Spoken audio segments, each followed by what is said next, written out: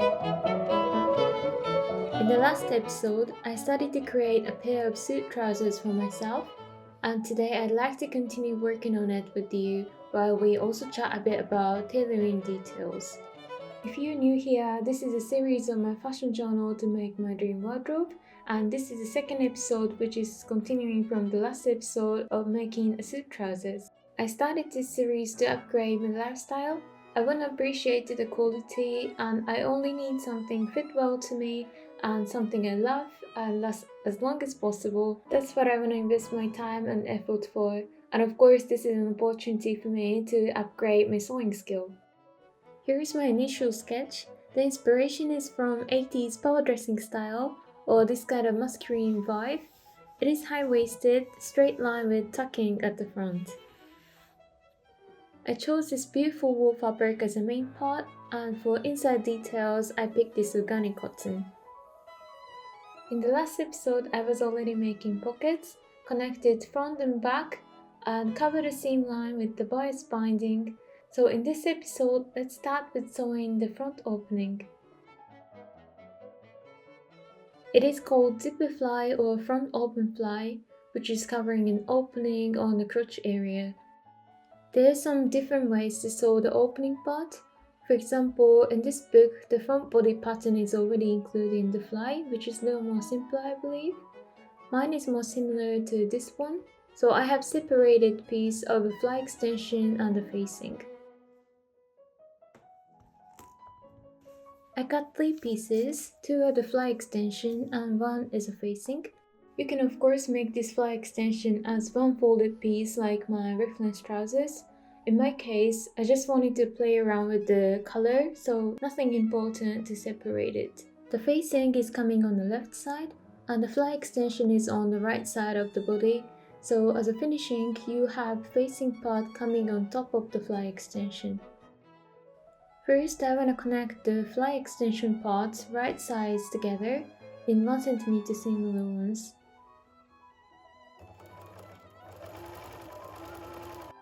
Then trim 7 mm seam allowance just to avoid it to be bulky when you flip. After flipping, you can press it neatly, making sure it overlaps 1 mm on pink, which is going to face towards inside. And only this side has 1 cm seam allowance to be folded. So that's it for the zipper fly preparation. On the left side body, now I'm gonna attach the facing part which I have covered with the bias binding already. This part can be a bit tricky actually. You just want to make sure not to overlap beyond the crotch seam. So I started like 9 mm seam allowance and gradually went back to 1 cm seam allowance. Then you can fold this facing and understitch 5 mm from the edge. It is the same technique we use for the pocket opening, and it's helping to let the facing sit in place without being visible from outside. And then fold 7 mm on the other side of the body. Here the seam allowance is actually 1 cm, but leave 3 mm so it can later make space to overlap on zipper. If your zipper is longer than your opening length, you can easily adjust it with a little bit of hand stitching. From the top, you will need the measurement of opening length. For me, it's 18.5 cm, so I marked this open end on zipper with a chalk. Double thread your needle with a knot and go through right to left at least 10 times to be secured.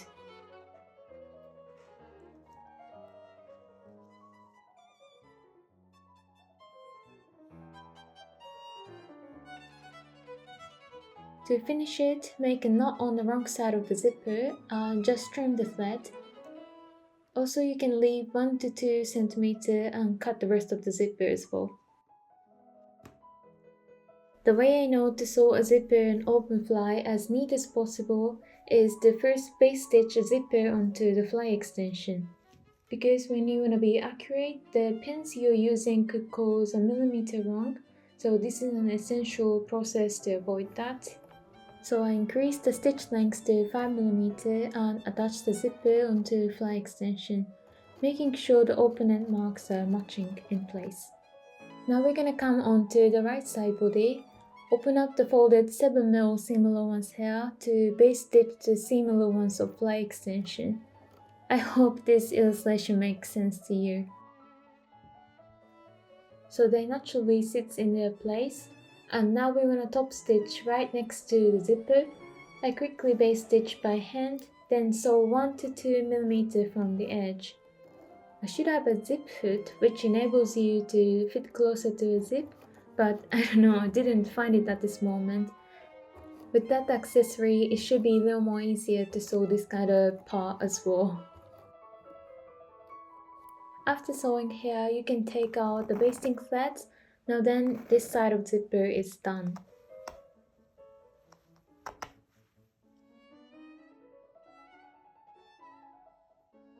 So now we wanna attach the other side of the zipper.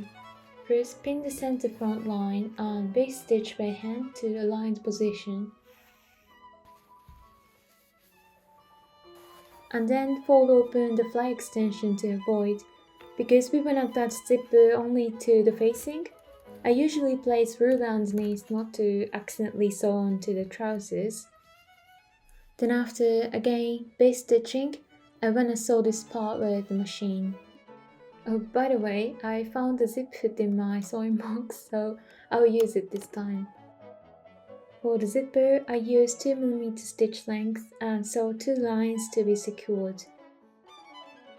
There is a lot of process just to attach the zipper, but now we are almost done. Take out all the basting threads and we want to top stitch this line in order to fix the facing in place.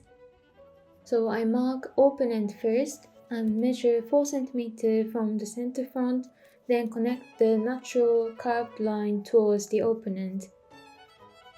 Again, then I base stitched right on top of the desired stitch line. I just thought then I'm not gonna miss the line when I'm going on the machine. Especially this top stitch is so visible at the front, so I take my time here to make sure the stitch line is exactly how I desired. This is how it looks for now. My reference trousers had some stitches here which helps the opening to be more secured, I believe, so I also go through here with the machine.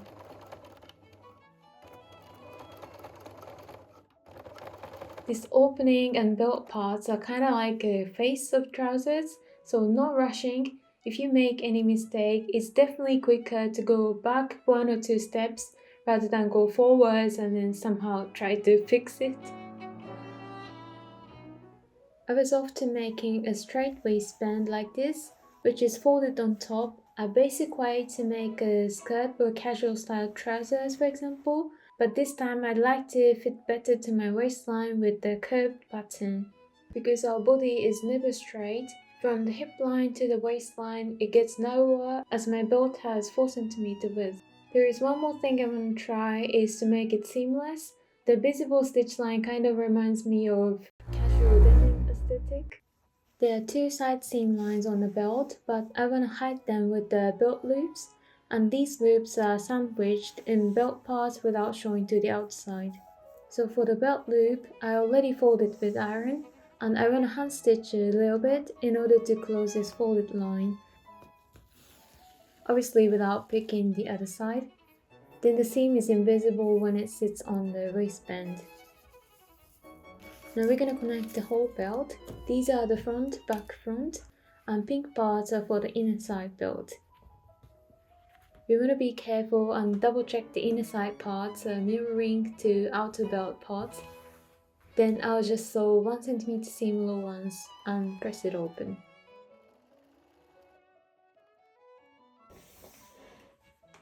I made 6 marks in total for the loops, so I cut these belts into 6 pieces and already attached onto outside of the belt. It's longer than the belt width on purpose of extra space, so it should look like this for now. Then I go a few times back and forth with the machine, 2mm from the edge.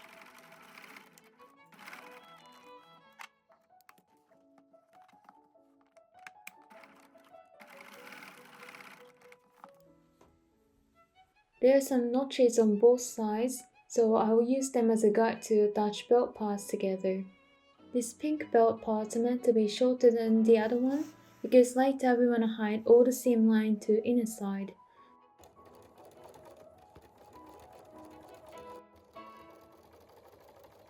After attaching here with 1 cm seam allowance, you can fold open the inner side belt and understitch 1 to 2 mm from the edge.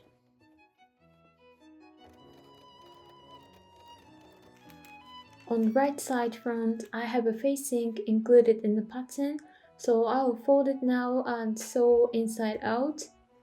Also on left side front, I have a separated piece as a facing, so I wanna attach it too.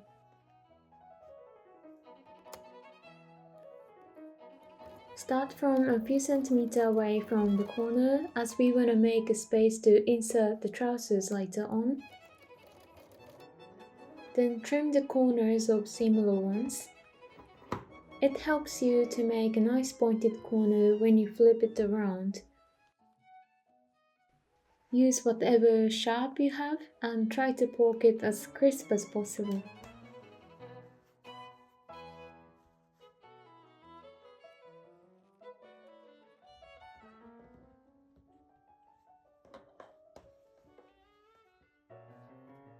And here, the facing part and this pink inner belt is not connected yet, so I avoid outer belt and sew only this inner side.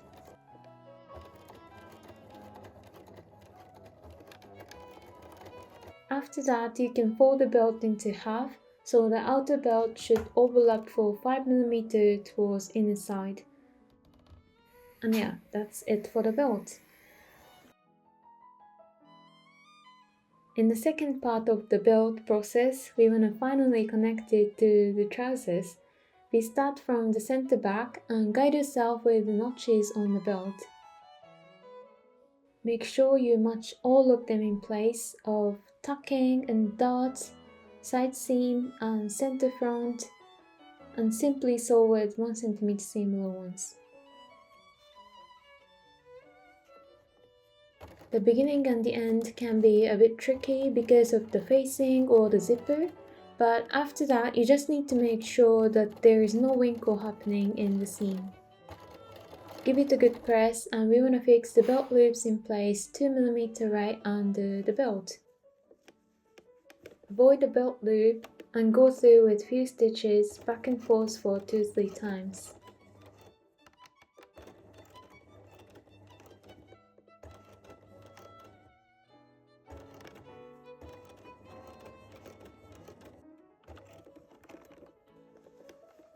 So the loop doesn't move anymore, nicely set in place. I folded the seam allowance here to close the inner belt, then I'm gonna align onto the previous stitch line and pin it all the way. A tip in this process is to fold the seam allowance 1 mm less, so later the inner belt overlaps on the stitch line perfectly. There is one more thing to do before sewing, is the pin also from the outside. Push through the pin and make sure it catches the other side of the belt. You can go through all the way until the end and we are ready to sew on the machine. We want to sew here as invisible as possible right under the belt, so try to pull and open the folded seam line when you sew. Also, I stitched until under half of the belt loop and cut the thread, then started again from other half of the belt loop.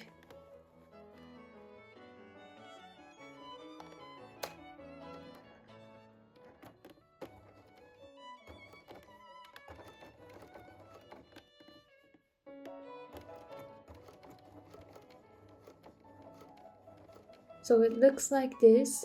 It is invisible from outside and we've got stitch here 2 mm from the edge. And I quickly hand stitch a bit to close rest of the front part.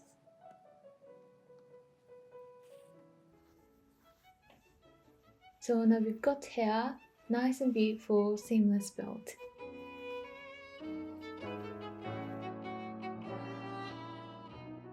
I find it so pretty when the bottom is covered with the matching fabric, so it doesn't crash the mood because of the button. Of course, there is a lot of beautiful button in this world, but unless I don't find something extremely fitting, I personally like to stick with this kind of uniform look. Making a covered button is really quick, and good thing about covered button is that you can just use up your off-cut fabric and make quite a lot out of it. You'll be needing a button shell and a button back, also a push shell, which is a red one for me, and rubber button maker, also a bit of glue. Often you can just get it all as a package of kit when you purchase. What I want to create is this keyhole buttonhole, which has a little circle at the end of the rectangle. This buttonhole is specifically designed for the button with a shank, which creates a little space between the button and the fabric. Before making a buttonhole, I first tried it on and see where exactly I want to have my button and marked with pins on both sides. Normally, buttonhole needs to be 1 cm longer than the bottom width, so for me it's gonna be 3.5 cm. You will also need buttonhole gimp if you want. This is for making the buttonhole stronger and look more dressy. It is also helping to add stability to the fabric as well. So simply you go through with the normal buttonhole stitch around the gimp. I'll put the quick tutorial video link about hand sew buttonhole in the description, so please have a look if you also wanna practice it.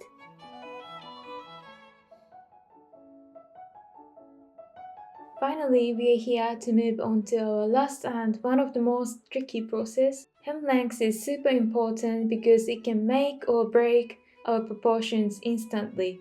So let's learn together how and where to properly hem your trousers.